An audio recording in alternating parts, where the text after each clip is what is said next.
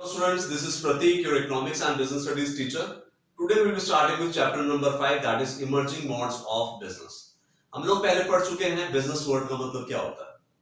Business का मतलब होता है रेगुलर बेसिस पे गुड्स और सर्विसेज परचेज करना या प्रोड्यूस करना और कस्टमर तक उन्हें पहुंचाना with the aim of earning money, that is what that is business. अब एक वर्ड जुड़ गया साथ में, emerging modes of business.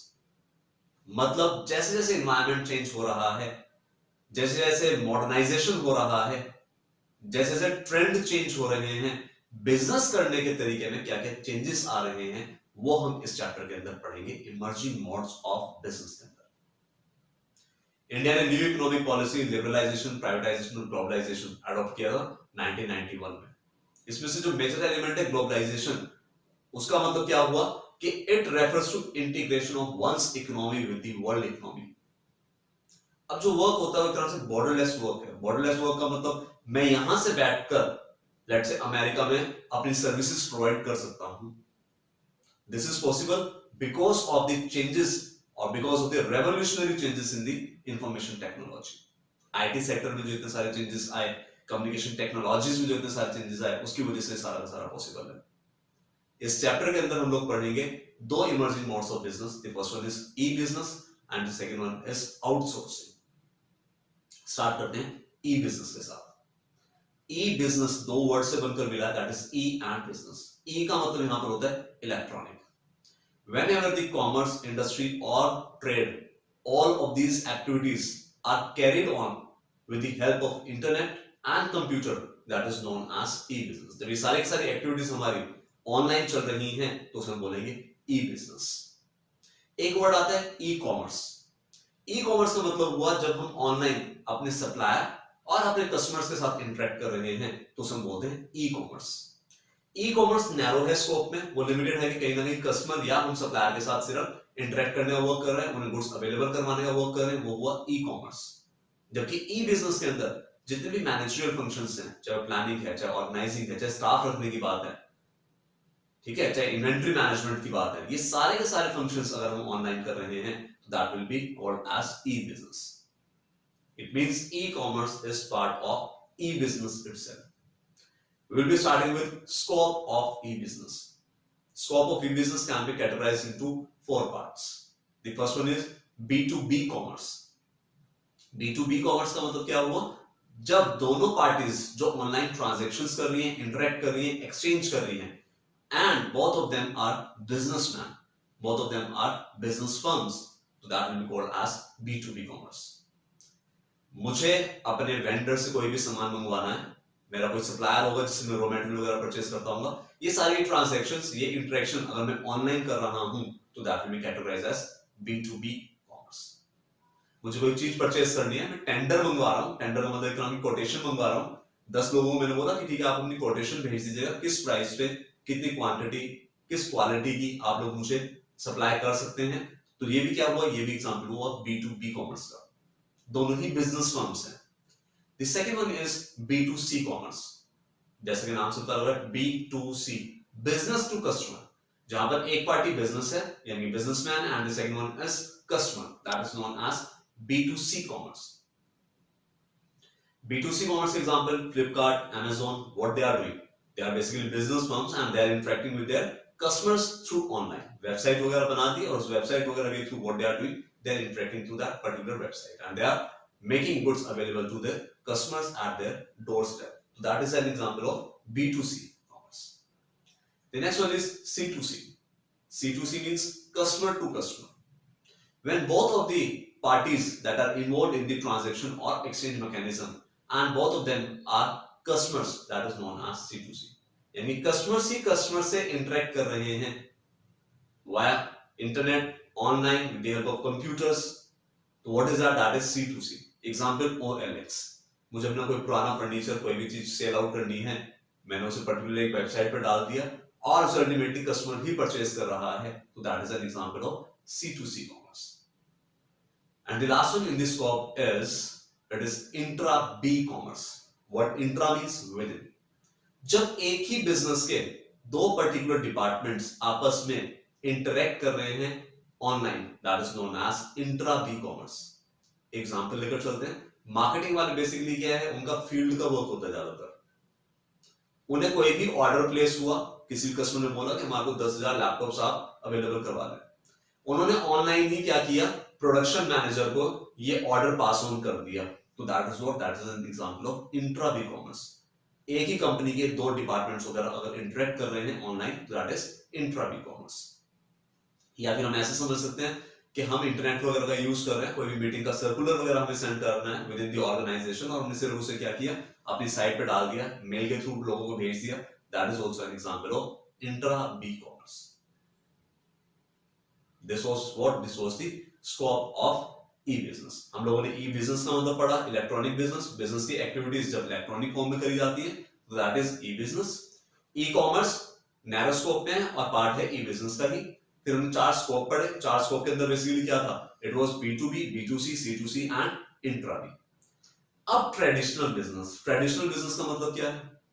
Traditional business हमें पता है ना, जो शॉप हम ओपन करते हैं और शॉप के थ्रू अगर हम लोग बिजनेस कर रहे हैं, 4-5 हमने सेल्समैन रख रखे हैं, पूरा इन्वेंटरी मैनेज कर रखा है ना, अपना पूरा डेकोरेट कर रखा है शोरूम वगैरह, वो सारा ट्रेडिशनल बिजनेस हुआ करता था। अभी हम आगे ट्रेडिशनल इसमें ई बिजनेस के अंदर डिफरेंस क्रिएट करेंगे। पहले हम समझते हैं कि ई बिजनेस के बेनिफिट्स क्या है। पहली बात, it is easy to set up e business.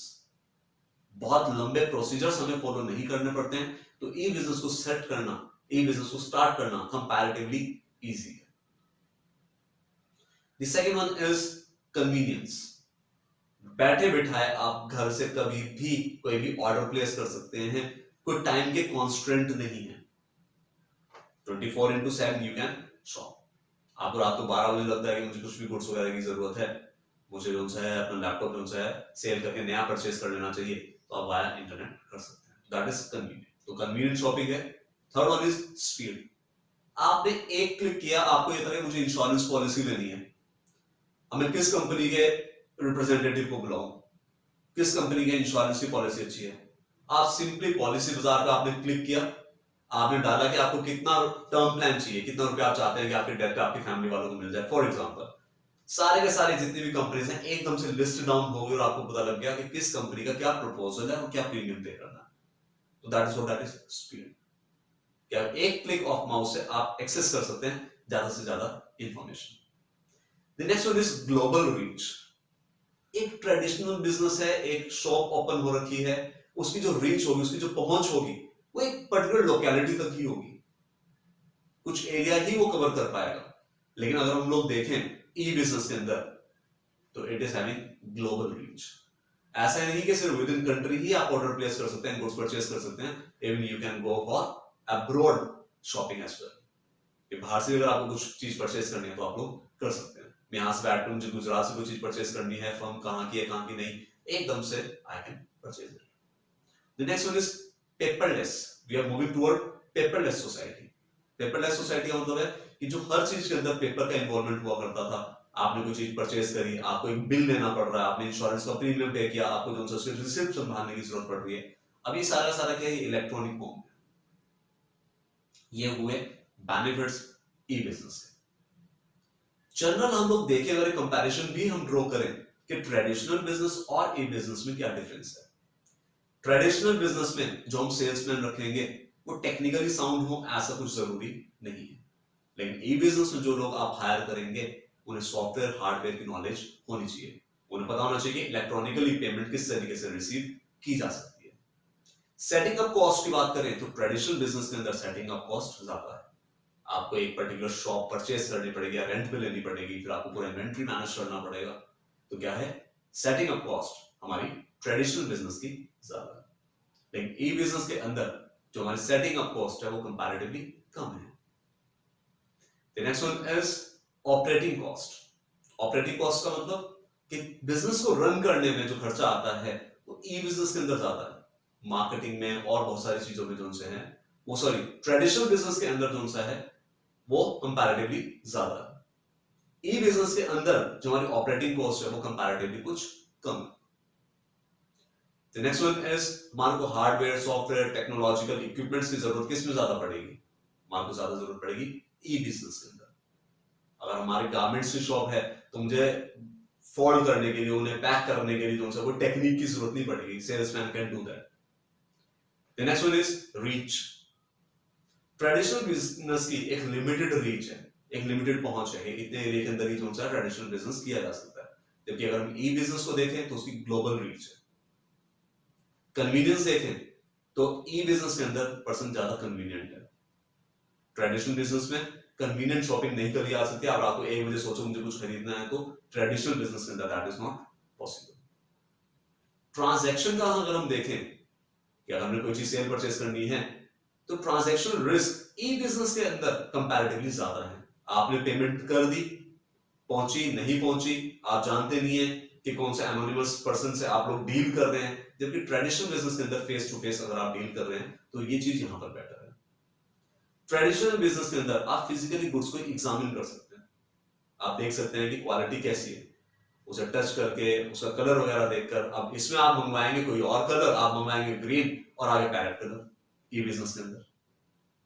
तो ये कुछ हुए डिफरेंसेस दोनों के अंदर. कुछ जगहों पे ट्रेडिशनल बिजनेस बेटर है, कुछ जगहों पर ई बिजनेस बेटर है.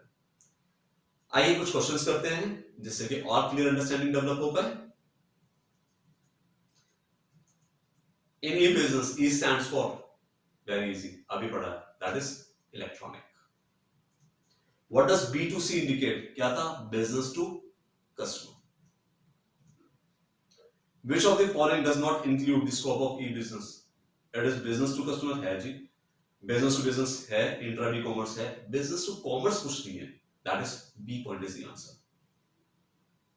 Which of the following is not the benefit of e-business? Convenience है, speed है, global access है, profitability हो ऐसा कुछ जरूरी नहीं है. At time traditional business के अंदर profitability ज्यादा हो सकती है. E-business enable business firms to reach out the customers all over the world who have access to internet. Which of the following features of e-business does it indicate? This is what this is: global access या global reach. आप कहीं पर भी shopping, कहीं पर भी आप अपने प्रोडक्ट को सेल आउट कर सकते हैं. That is what that is global reach. The next one is physical presence is required in. Physically आपका सेलर और बायर इंटरेक्ट करे, वो किस में चाहिए? वो ट्रेडिशनल बिजनेस में चाहिए. ये बिजनेस के अंदर एट टाइम हमें नहीं पता होता कि किस सेलर से हमने गुड्स परचेज किए. Starting with a small case study है ना, केस स्टडीज का भी हम लोग आइडिया ले लेंगे कैसी केस स्टडीज होती है. Mister Rajiv wants to buy new sofa set for his house but he did not have space to keep. He planned to sell the old sofa through OLX so that he can get some surplus money and space for new sofa set. He got very good response and out of many buyers, he chooses the buyer who gave him the best price.